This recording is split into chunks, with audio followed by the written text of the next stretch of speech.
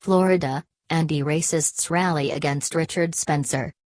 Chanting "No Trump, no KKK, no Fascist USA," protesters marched on the University of Florida's, UF, Gainesville campus to rally against a speech by white supremacist Richard Spencer. Some 500 police officers also descended on the campus on Thursday. Live-stream video of the demonstration showed community members, anti-racists and anti-fascist activists marching and singing "Not in my town, not in my state, we don't want your Nazi hate." Some estimated that at least 1,000 people joined the march. Spencer is a leading member of the alt-right, a loosely knit coalition that includes neo-Nazis, white supremacists and white nationalists who advocate the creation of a white ethno-state. Inside the auditorium, the audience booed as Spencer took to the podium, according to the Gainesville Sun, a local daily. "Go home, Spencer," many shouted in unison with fists raised in the air. According to the Gainesville Sun, a flustered Spencer replied, "Y'all aren't tolerant.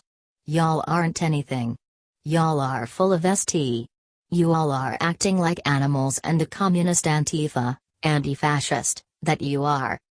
By the early afternoon, at least one person was arrested for carrying a firearm on campus, the Alachua County Sheriff's Office said on Twitter. Mitch Emerson, a community organizer who was involved in planning the No Nazis at UF rally, said protesters were voicing their opposition to a group that poses imminent threat of violence. "I've seen a lot of controversial speakers," he told Al Jazeera. "To me, that is an important part of the campus experience. But there is a big difference between someone holding controversial views and saying we need to ethnically cleanse the country." On Thursday morning, UF President W. Kent Fuchs urged students, faculty and staff not to follow their white supremacists' game plan. In a video message posted on Twitter, Fuchs said Spencer and his followers hope to create protests against their right to speak on campuses such as ours so that they're portrayed as on the side of the law, and that we then are against the law. State of emergency.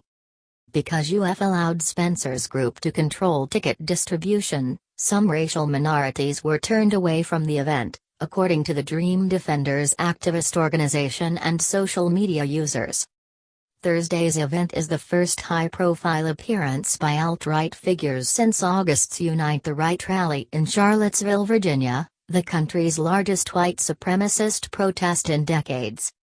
On August 12, white supremacists from across the country descended on Charlottesville for the Unite the Right rally, where they protested the city's decision to remove a Confederate statue. As Unite the Right participants clashed with community members, anti-racists and anti-fascists throughout the city, one attendee, James Alex Fields, allegedly plowed his car into a march of counter-demonstrators. The attack killed 32-year-old Heather and injured 19 others.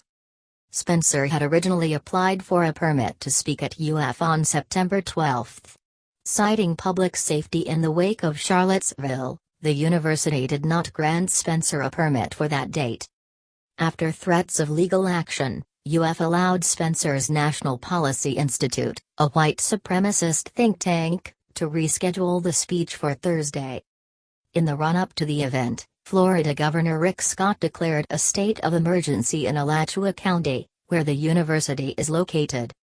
"I find that the threat of a potential emergency is imminent," the governor said in an executive order on Monday.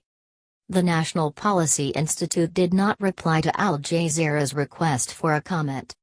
In a statement released earlier this month, UF said that although it denounced Spencer's white supremacist rhetoric, the university was required to allow the free expression of all viewpoints. The statement also said the university said it has spent upwards of $600,000 on security, which involved the participation of the university's police department, the Alachua County Sheriff's Department, the Gainesville Police Department and other law enforcement agencies. Of that total, Spencer's National Policy Institute was asked to pay $10,564 to rent the venue and contribute to security costs. Emerson criticized the decision to spend the large sum of money on security for Spencer and his followers. "I understand the need for security. But why are the students' tuition dollars and Florida's tax dollars going towards subsidizing this?" he told Al Jazeera by telephone ahead of Thursday's rally. Instead, Emerson argued that UF should have denied a permit for Spencer and used the funds for legal protection against a potential lawsuit. Flash protests. Ahead of Spencer's speech on Thursday, the Daily Stormer, one of the largest neo-Nazi websites in the country, urged its followers to hold impromptu demonstrations outside of Jewish and African American institutions in Gainesville. The site's founder, Andrew Anglin, instructed followers to cover racist or explicitly Nazi tattoos and dress in a manner that does not identify them as white supremacists. Anglin called for brief flash protests outside of Jewish-owned businesses, the Chabad Jewish Center, the Institute of Black Culture and the Gainesville Sun office.